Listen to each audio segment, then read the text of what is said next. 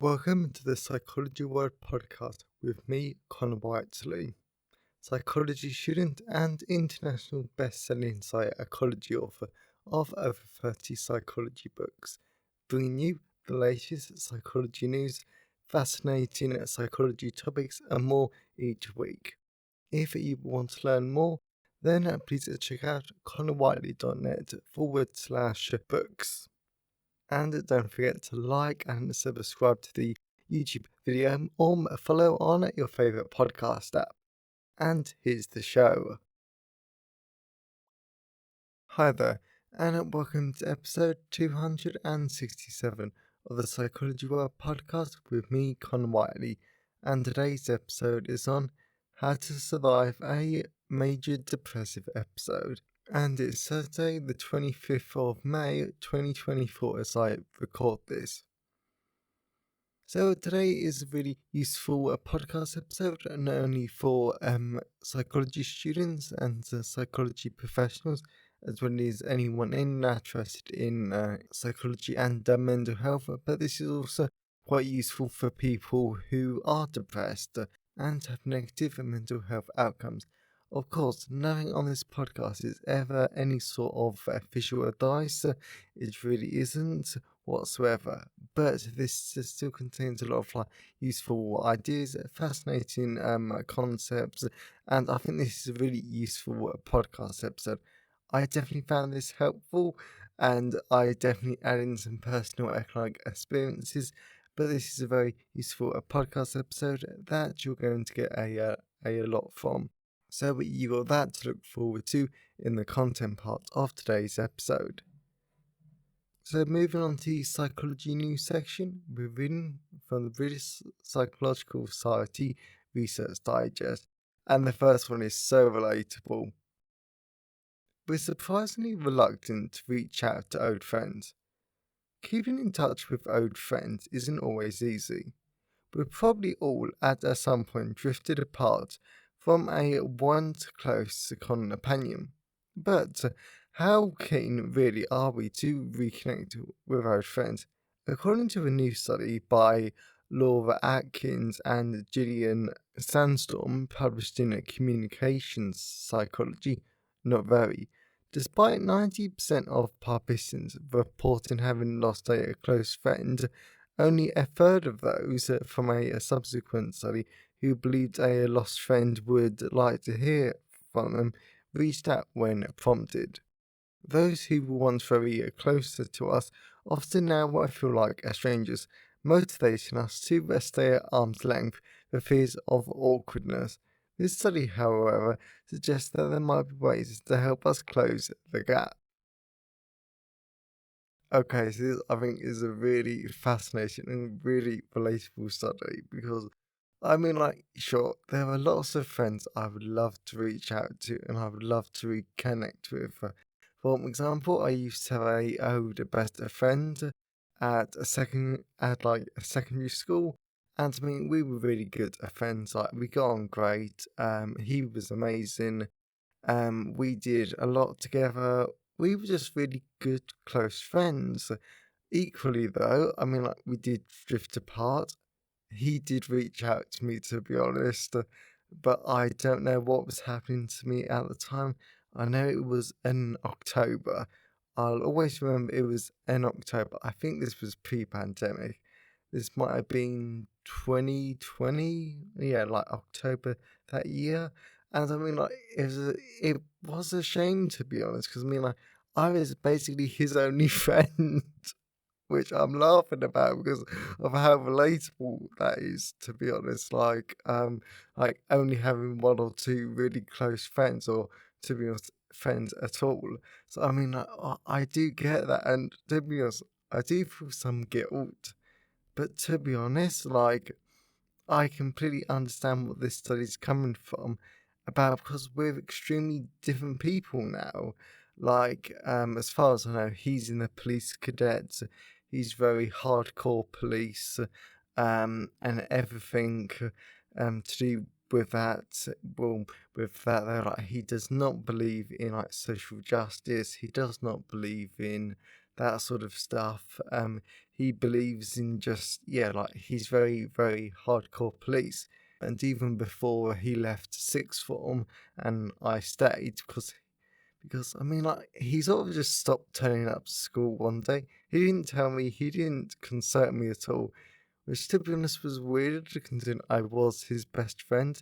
And like we like I spoke a bit like on Xbox because that was the way we communicated like at the time. And I mean, like, yeah, it was just a bit weird. I will fully admit that. Anyway, though, so he's hardcore police and everything. I mean, like, and to be honest, there was always things I was never gonna tell him. Like, I was never gonna tell him that I was gay. I was never gonna tell him a bunch of other stuff about me because I don't think he would have taken that well. So looking back, was he as perfect as a friend as I thought? No, and I think I've always known that. And I think that's why I didn't actually reach out to him. So, minor tangent, I admit that. But my point is that I do understand this because I feel like we do drift apart. But equally, that I think it would be nice to reach out to some old friends again, though. So, I don't know. I think it's definitely food for thought. And I think that if you do want to reach out to people, then I highly encourage that you should at least think about it. Maybe go on the BPS Research Digest website to look at this and just see what this study has to say because it might be useful. So just something to think about. And yeah, but I mean, like, there's a few other people that I would like to reach out to, but I'm not in a point in my life at the moment where I can deal with that sort of stuff. So the second one is the power of touch can ease depression and anxiety. Consensual touch isn't just a pleasant, it also has a measurable impact on our health and well-being, according to a new systematic review and meta-analysis. Whilst the idea isn't new, the wealth of the studies in this area has produced such an array of findings that it can be trickier to draw clear conclusions about just how beneficial touch can be and what types of touch are most effective. But in a new report published recently in Natural Human Behaviour, Julian Packrich and her colleagues make a major attempt to address this. The team conducted a systemic review and meta-analysis of more than 217 touch studies on a total of almost 13,000 people, mostly involving skin-to-skin kangaroo care interventions for babies and massage sessions for adults. The many notable results from the analysis that could be used to improve touch interventions and highlight areas where more research is needed. So meta-analyses and systemic reviews, I always like them. These are some of my, I wouldn't quite say favourite papers, but I'm a major fan of them because I mean, like, they are more statistically powerful. They do allow you to see trends. They do allow you to do so much really good research, and you're able to draw a lot more conclusions from them. And to be honest, I mean, they can just make writing essays so much easier. I mean, like, they really do because, I mean, someone's already done quite a lot of the work for you. So it does help you to pick out argument and the stuff that we like when it comes to essays. And I also think systemic reviews and meta-analyses are really good if you're new to an area of psychology and you want a broader view of what the state of the research is and also like what could the possible improvements be though. So I also find they're quite good introductions basically. But also, I mean, the idea of touch, I think it's a fascinating idea because I think that yes, touch is very basic human instinct, but I also think that because one, I'm autistic, so touch is always a bit something you just need to be careful of. And also because of recent events, touch is really big major thing. So I think that touch is like a really interesting thing, simply because yes, I want touch because I know it does benefit me, and like when I hug someone, it is really good. But also, it's quite a scary idea just from an autistic point of view. And I think if we think about this more broadly, that yes, touch is a good thing, and like we all want touch. Touch does make us feel better, but then you've also got to draw professional lines and boundaries and societal factors. Because it would be so weird if just as a standard course of like a therapy is that we hug our therapists when we come into the therapist room and when we don't. You're basically hugging a stranger in the start, and then, yeah, and plus, if you think about if you've got a female therapist and a male client, and just like stuff like that, or even worse, a male therapist with a female client and them hugging because you've already got the power differential. And yes, I know no one is saying this or that this should become a standard part of like a therapy, but I think that if there ever was an idea or a quest to move beyond touch being limited to touch interventions, like specialist interventions, and if we did want touch to become a more standardized part, I think there would be massive issues, even though this mountain of evidence does say that touch is important. So I know this isn't exactly what the Ferrer or what the meta-analysis was looking at, but I think more broadly, I think yes, we have this evidence, but I don't think we can use it as much as we hope, or we're going to have to be a lot more creative with our touch-based interventions. Because I wouldn't even call them mainstream. I mean, like, I've been doing clinical psychology for ages. I've done more than 260 podcast episodes. I don't think I've ever a touch-based one. So even though I sometimes go super niche with these episodes, I still haven't come across any touch stuff. So I think it must be super niche at the moment. And I think it'd be interesting to see how do we make it more mainstream, or at least so it's on people's radar. That I think is a very good question. And if any of you do know touch based interventions, I would love to hear from you and just hear your thoughts on this. So the final one is elsewhere on the web, and there's a specific paragraph I want to read. New work combining elements of social psychology and artificial intelligence could bridge the gap between online rhetoric and behaviour. According to a new paper covered in Scientific America, the authors suggest that AI tools could be useful in recognizing language patterns on social media, which may predict larger scale health outcomes and vice versa, offering potential new avenues to combat online misinformation. Okay, then. So, this I really can't say too much about. Plus, I know I've done quite a bit on the other two parts of this psychology news section. So, I think that it's very much a double-bladed sword, like all technology, because the internet's amazing, but it also can be used for really bad stuff. Artificial intelligence is no different, but it's got to be regulated more. Seriously, has it got to be? Yeah, because I do hang around in some artificial spaces, for authors, and it's scary at the moment. Copyright alone is just like how these AI companies have not automatically lost their lawsuits at the moment is beyond me. But thankfully, there are lots of lawsuits in the courts over, but that's nothing to do with psychology. So going back to this though, So I think that if we can use social media to help people and recognize a pattern so that can lead to large scale health outcomes, then I think that's going to be brilliant.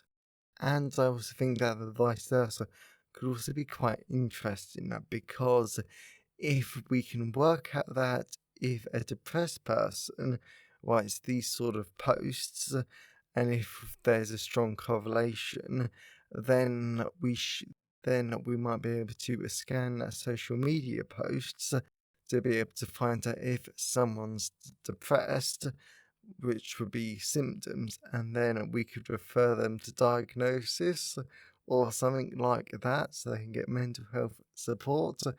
Then, but even that's going to be quite problematic because, I mean, like, yeah, because people with depression have passive social media use because I read an entire thing like on it and I wrote about it quite like extensively in my book Social Media Psychology. So I'm not sure this would work as brilliantly as that single paragraph said. So I don't know. I don't think this is a one-shot solution or like a magic bullet, because I mean, like lots of people with negative mental health outcomes, they use social media passively, which is part of the detriment of social media. Yeah, I don't know. That's actually quite interesting. I mean, like, I know this was like a small like a ramble, but if you do want to see what I'm talking about, definitely check out social media psychology, available in all the usual places. I mean, yeah, I mean, like, this is not going to be a magic bullet, to be honest. That's going to allow us to predict their patterns and even recognize them. Okay, that's actually really, really interesting. So I hope you enjoy the psychology news section and my rambles and my tangents. So let's move on to the person update.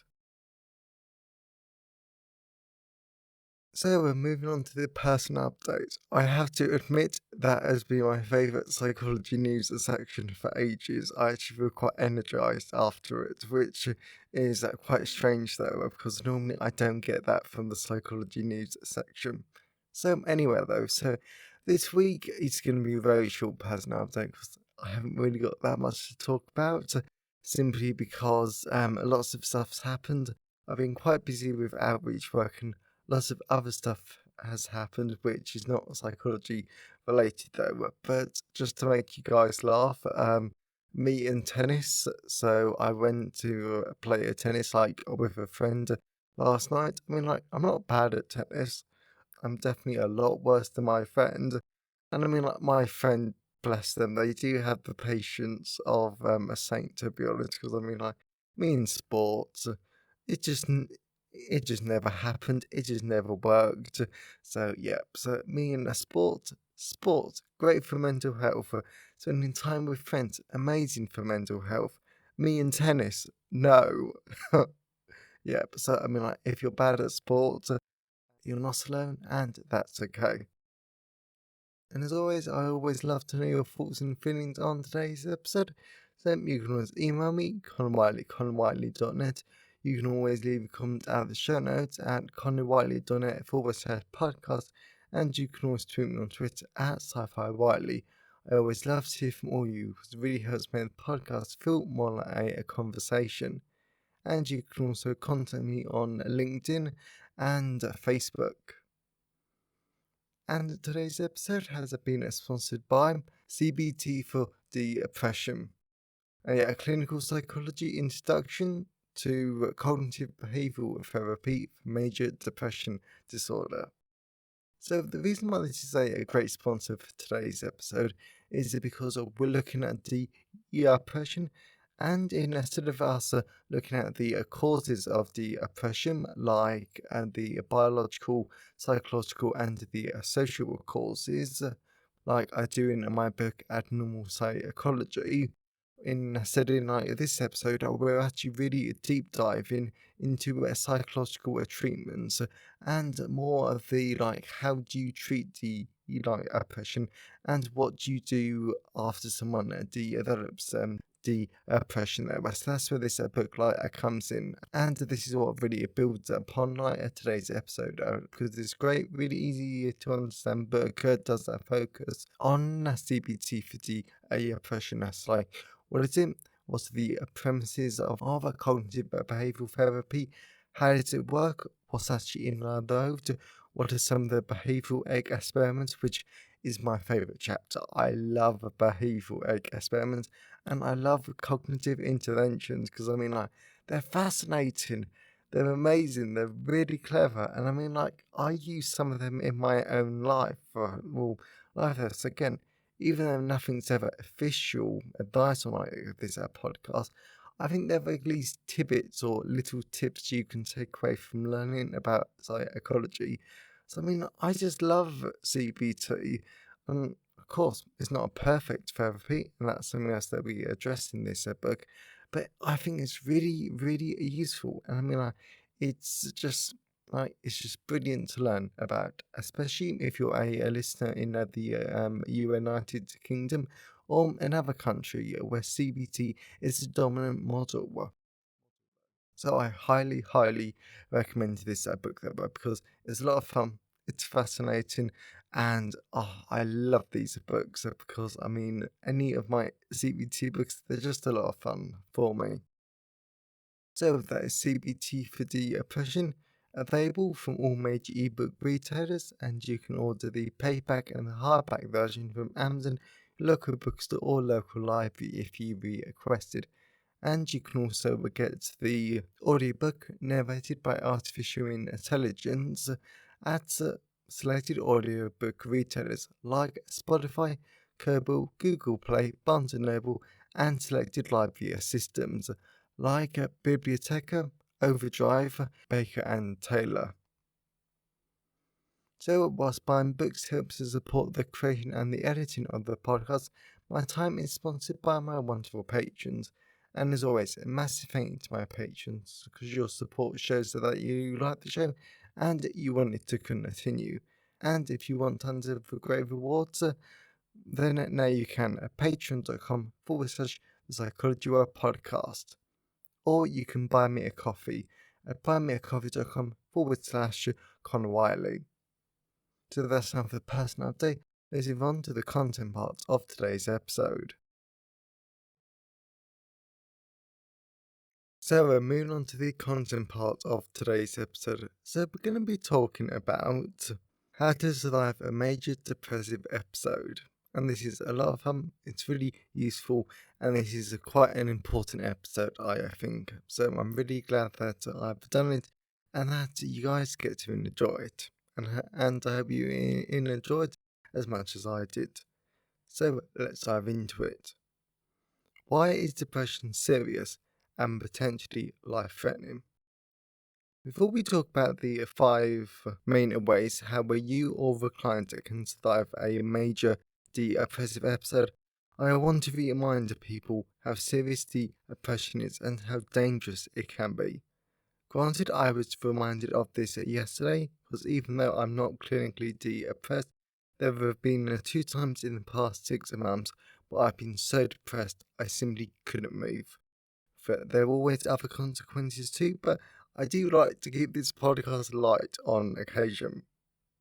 Therefore, depression is the leading cause of disability in the world, according to Fredericks 2017, as well as 34% of people with bipolar disorder and about 31% of people with major depression disorder will attempt suicide in their lifetime.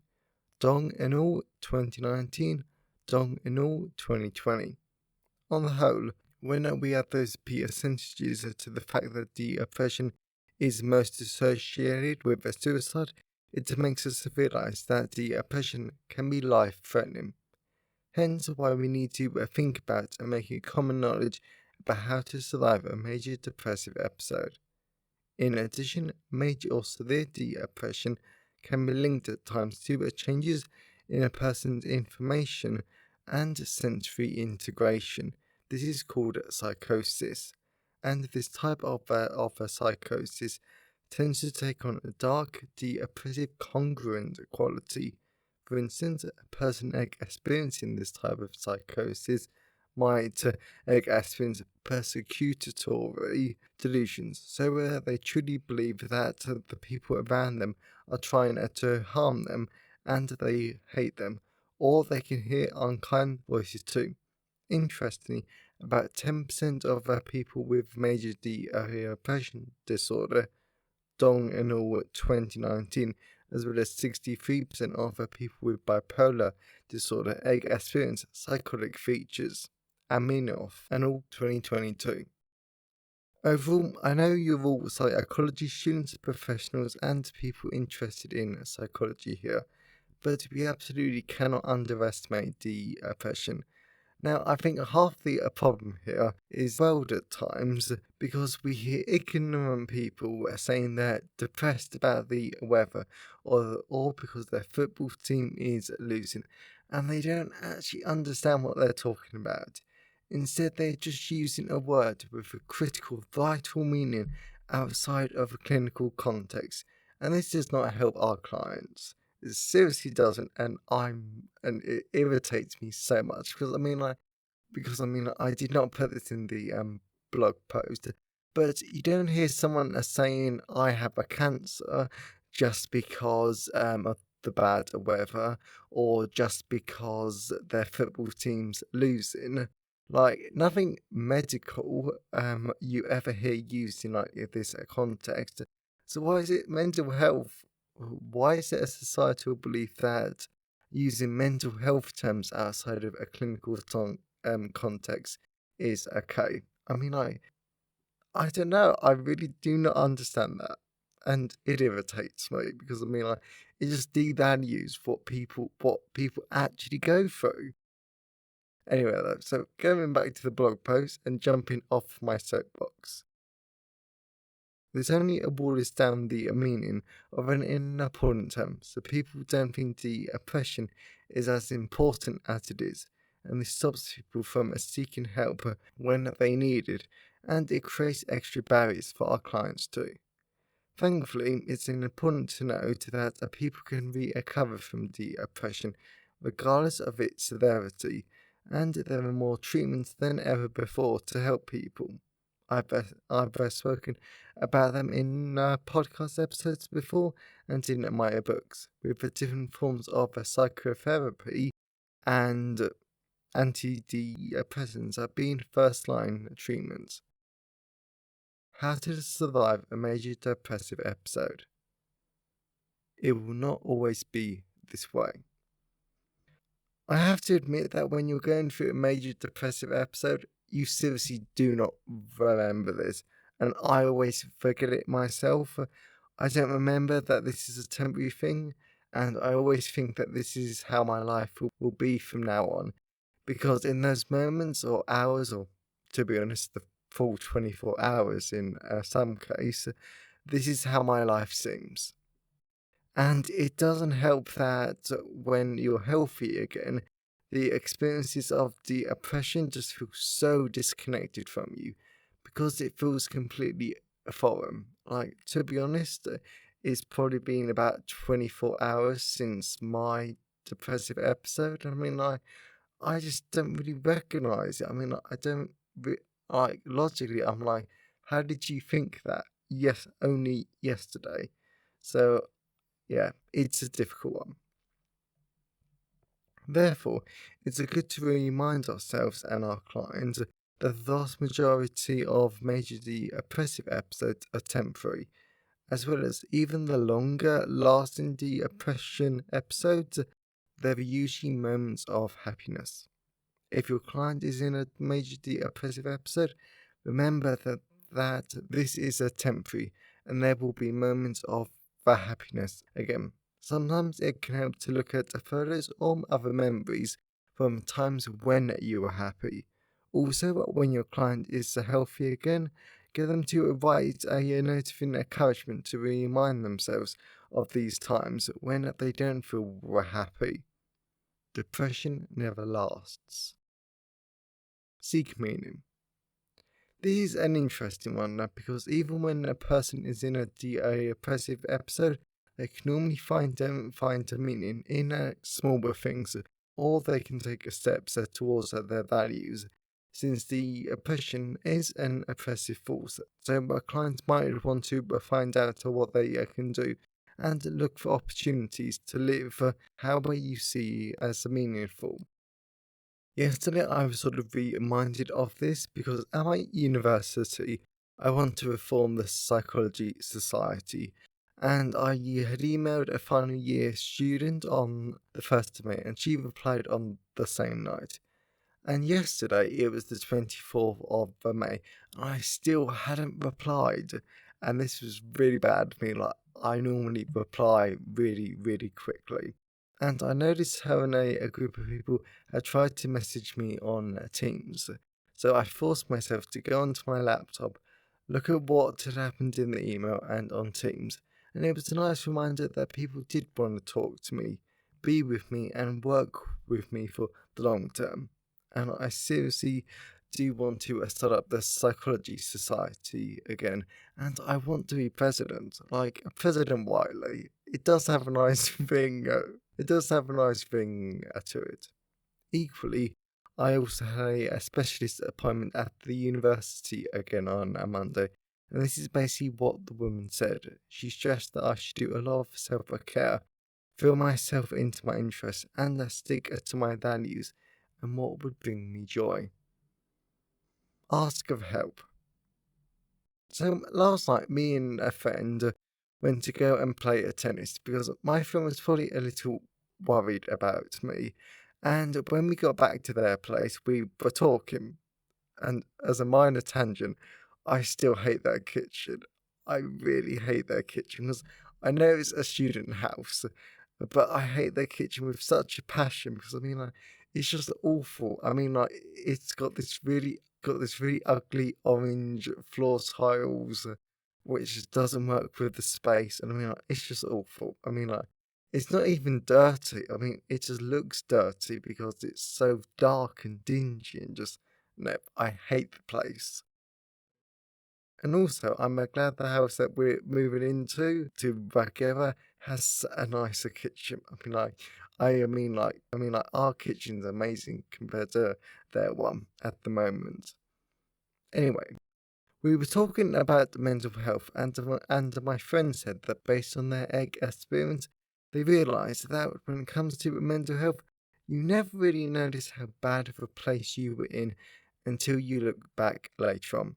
And this I largely agree with. And depression is a very good at hiding from you, but that's another topic altogether. However, my point is that when you realise you need help, it's okay to ask for it. If you haven't received mental health support before, then contact different services, find a therapist by searching for it online, or ask for help in other ways. Just make sure you get the professional help you need. If you're already in therapy or getting another form of mental health support, then asking for help means asking for more or different help than what you're currently getting. This is something that I'm struggling with at the moment because my normal therapist, she's amazing and brilliant. I've spoken about her before on the podcast quite a few times, to be honest, because she's amazing when it came to my child abuse and trauma. She was amazing. Yet she's not that good at helping me now. I mean, like, we had a great session, and I really, really needed her straight after what had happened, which isn't her fault because sexual violence is not her area. It is just so specialised. So I've reached out to a charity, and I'm having a counselling assessment on a Friday.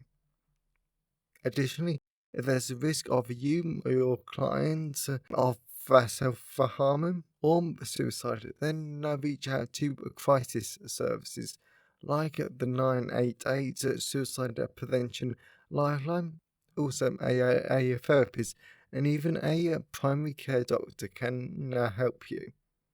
When it comes to asking for help, you can also out your natural support system, like your friends and family too.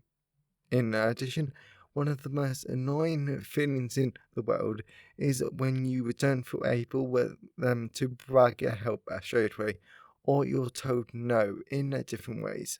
For example, I personally hate it when my therapist doesn't have an appointment for me for a week and a bit.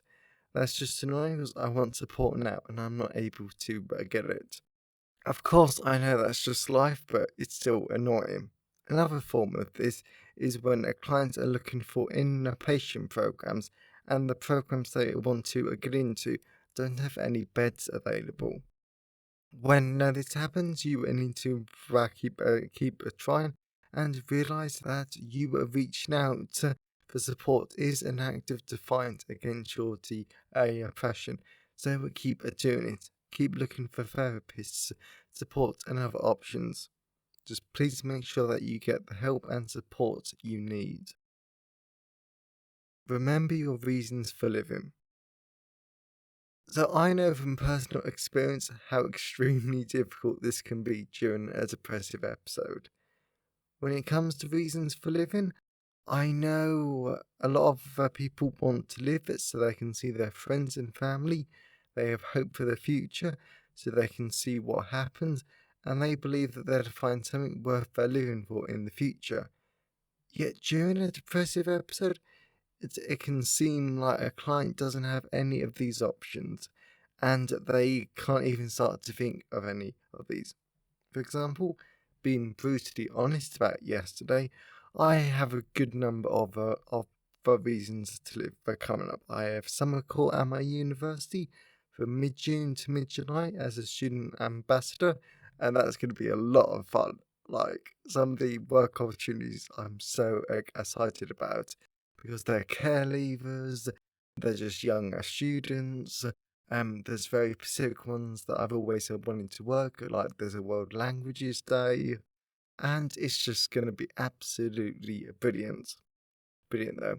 And to be honest, I mean, like, it's really easy work with a great paycheck. Like, I'm going to make good money, which is at least going to cover some of my rent for next year. Also, me and my family are going to go to Cuba Gardens, which is somewhere I've always wanted to go. Granted, I sort of feel like you need to go with someone, and I mean, like, none of my friends. I don't think any of them are going to be that interested in going to Cuba Gardens, which I should also note for our international audience. This is basically the major botanical gardens in the UK because it's up in London. I mean, like, it's the biggest one. I mean, like, it's like major here in like the UK. And also, I'm going to Canterbury Pride with some friends, and I'm moving in with my friends at the end of the next month. And also, I just have a lot of like normal reasons to live too, because my life is really, really good. But I couldn't remember a single one of these yesterday, and even when I did remember, my depression or my mental health twisted it, so these didn't look like reasons to live.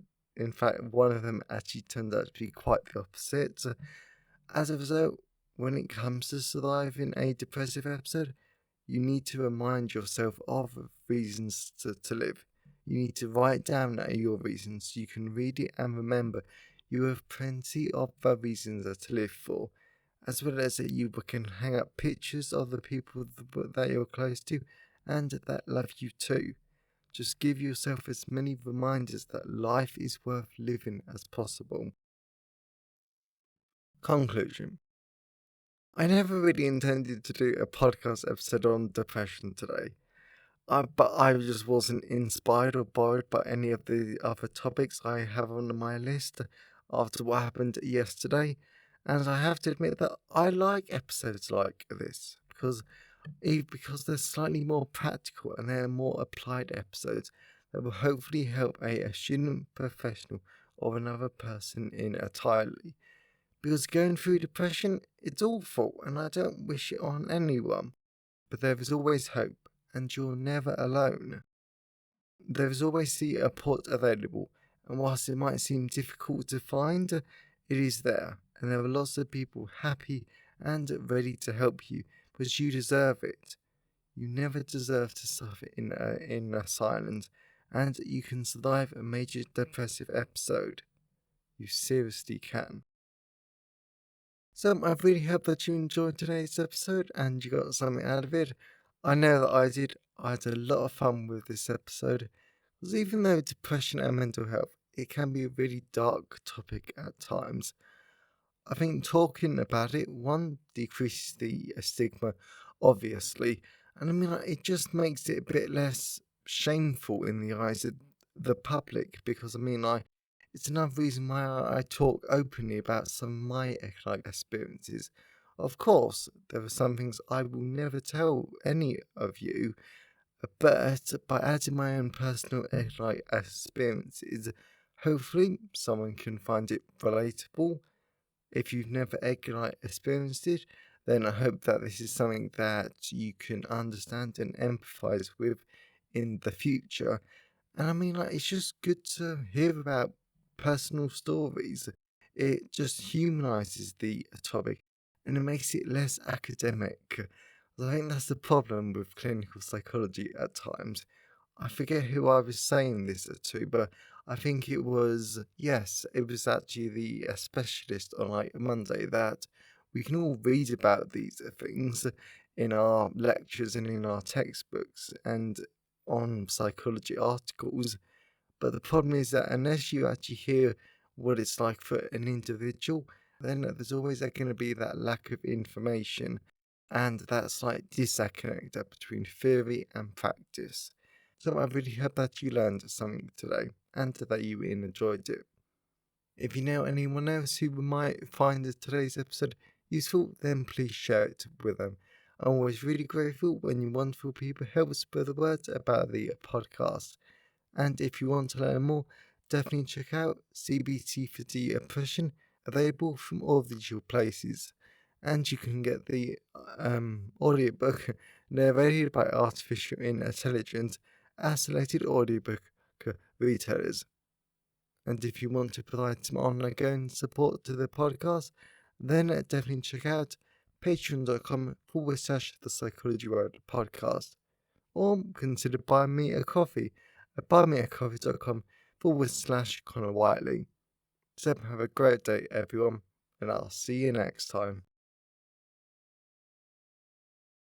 Thanks for listening today. I hope you found it helpful. Please remember to like the video and subscribe to the YouTube channel and follow the podcast on your favourite podcast app. And if you wanted to learn more, then please check out the backlist of the podcast episodes or my books at conwhiteley.net. So have a great day and I'll see you next time.